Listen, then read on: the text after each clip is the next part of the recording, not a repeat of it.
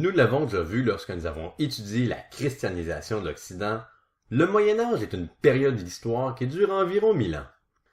Si la première partie du Moyen-Âge est marquée par de l'instabilité politique et des difficultés économiques, la deuxième moitié du Moyen-Âge est plutôt vue par les historiens comme une période de progrès économique et social.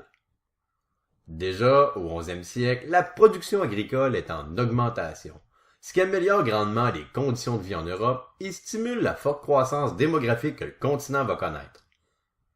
Cette augmentation de la population va favoriser le développement des villes, un phénomène qu'on appelle l'urbanisation. Pour combler les besoins de cette population grandissante dans les villes, de vastes réseaux d'échanges naissent à cette époque et donnent de plus en plus d'importance aux villes qui en font partie, comme Londres et Bruges dans le nord de l'Europe, ou Gênes et Venise en bordure de la Méditerranée, pour ne citer que celle-là. En plus de profiter des avantages économiques qu'apporte le grand commerce, ces villes rayonnent au point de vue politique, culturel et religieux. Cet essor commercial qui accompagne l'urbanisation favorise également l'émergence d'une nouvelle classe sociale, la bourgeoisie, qui va s'imposer progressivement dans la hiérarchie sociale.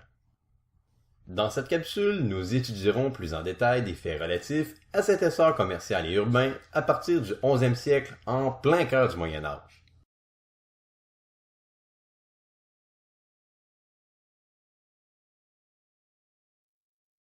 Dans la société féodale du Moyen Âge, le château fort est un lieu important pour les paysans qui peuvent s'y réfugier afin d'obtenir la protection du seigneur en cas d'attaque. C'est donc normal que les bourgs, qui sont en fait de gros villages, se développent tout autour des châteaux forts avant de devenir de véritables villes qui seront entourées de remparts.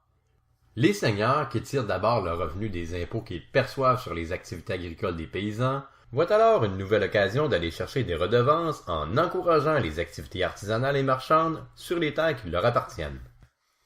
Au départ, ce sont les seigneurs eux-mêmes qui organisent la vie dans le bourg. Cependant, avec l'augmentation de leur population, les habitants des bourgs réclament davantage d'autonomie. Ils vont jusqu'à former des associations qui les représentent et réclamer à leurs seigneurs que leur ville soit libérée de ses obligations féodales.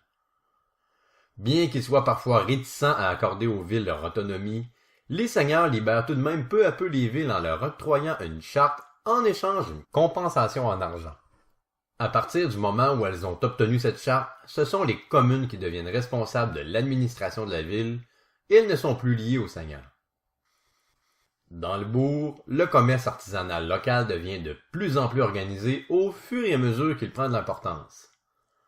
Ainsi, la division du travail fait en sorte que certaines personnes développent des métiers différents et fabriquent eux-mêmes les biens nécessaires aux habitants de la ville pour qu'elle soit le plus autonome possible.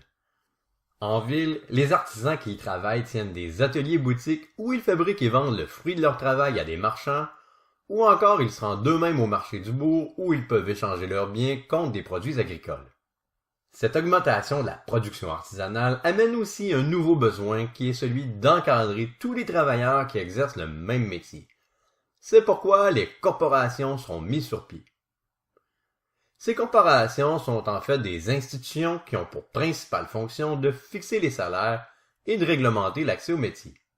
Par exemple, ce sont les corporations qui déterminent qu'avant d'être pleinement considéré comme un maître dans son métier, un artisan doit d'abord passer par le statut d'apprenti, puis celui de compagnon en travaillant sous l'autorité d'un maître reconnu.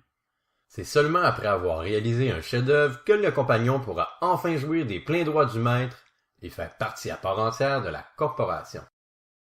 En plus de protéger et de défendre les artisans, les corporations servent aussi à garantir la qualité de la production, puisque c'est elles qui choisissent quels procédés de fabrication sont autorisés et elles punissent ceux qui ne les respectent pas. On trouve au Moyen Âge plusieurs corporations importantes d'artisans, comme celles des bouchers, des maçons, des orfèvres ou des tisserands pour ne nommer que celles-là. Bien que le commerce soit très important à l'intérieur même des murs de la ville, les villes médiévales demeurent tout de même très interdépendantes entre elles. C'est pourquoi elles vont créer tout un réseau d'échanges qui utilise les voies maritimes ou terrestres pour acheminer partout à travers l'Europe les produits des marchands. Ce grand commerce se développe grâce à certains facteurs qui l'ont favorisé. Un de ces facteurs, c'est la situation générale de l'agriculture en Europe qui s'est grandement améliorée. En fait, dès le 10e siècle, de nouvelles techniques agricoles comme l'assolement des terres et l'amélioration des outils agricoles, grâce à leur fabrication en métal, améliorent grandement la productivité de l'agriculture. Les paysans peuvent désormais espérer produire davantage qu'ils ne consomment. Ces surplus agricoles sont une condition nécessaire à l'urbanisation, puisque ceux qui vivent dans les villes doivent quand même se nourrir sans pratiquer toutefois l'agriculture. D'autre part, la création par les marchands de nouveaux instruments pour faciliter les échanges sera aussi un facteur qui favorise la création du grand commerce. Par exemple, plutôt que de transporter de fortes sommes d'argent durant les longs voyages et risquer d'être attaqués par des brigands, les marchands vont prendre l'habitude de se déplacer avec une lettre de change.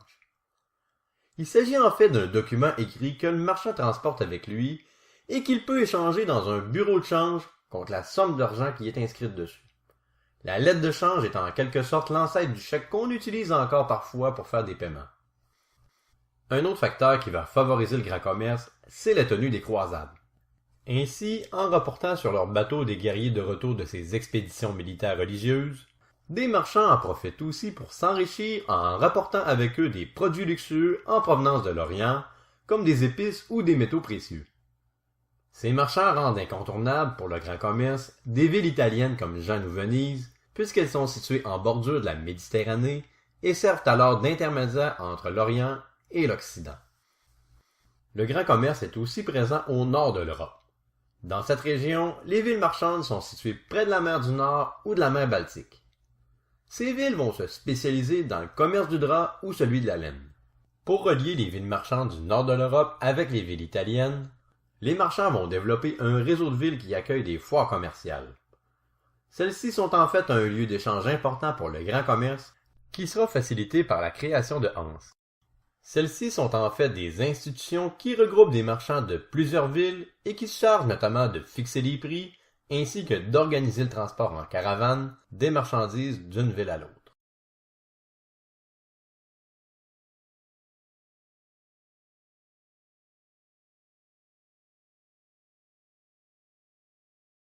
L'essor urbain et commercial du Moyen Âge a permis aux villes de se développer essentiellement grâce à deux activités économiques, l'artisanat et le commerce.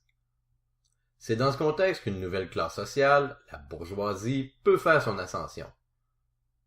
Si au départ le mot bourgeois désignait tous ceux qui vivent dans les bourgs, qu'ils soient artisans ou commerçants, le mot a peu à peu pris une nouvelle signification en désignant les marchands qui ont su profiter du grand commerce pour s'enrichir. La source du profit des marchands provient évidemment de leurs activités commerciales. Ils achètent des biens qu'ils revendent plus cher, on dit alors qu'ils dégagent un profit. C'est ce profit qui leur permet d'accumuler du capital, c'est-à-dire de l'argent qu'ils peuvent ensuite réinvestir pour faire encore davantage d'argent. Certains bourgeois vont tellement accumuler de capital qu'ils peuvent même fonder des banques et ainsi prêter à d'autres marchands, à l'Église ou même au roi les sommes nécessaires pour financer leurs projets plus coûteux, à la condition bien évidemment de rembourser les sommes avec un intérêt, c'est-à-dire qu'ils doivent rembourser la somme due plus un pourcentage de la somme prêtée. Dans les villes, les riches bourgeois s'imposent au point d'obtenir l'exemption de certaines obligations féodales grâce aux chartes qu'ils vont obtenir des seigneurs.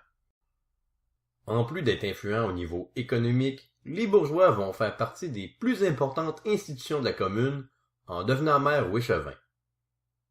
En occupant ces importantes fonctions dans la commune, ils s'assurent que les lois défendent leurs propres intérêts commerciaux. L'essor urbain et commercial qu'a connu l'Europe au Moyen Âge a aussi favorisé l'essor de la haute bourgeoisie, qui domine désormais la hiérarchie sociale.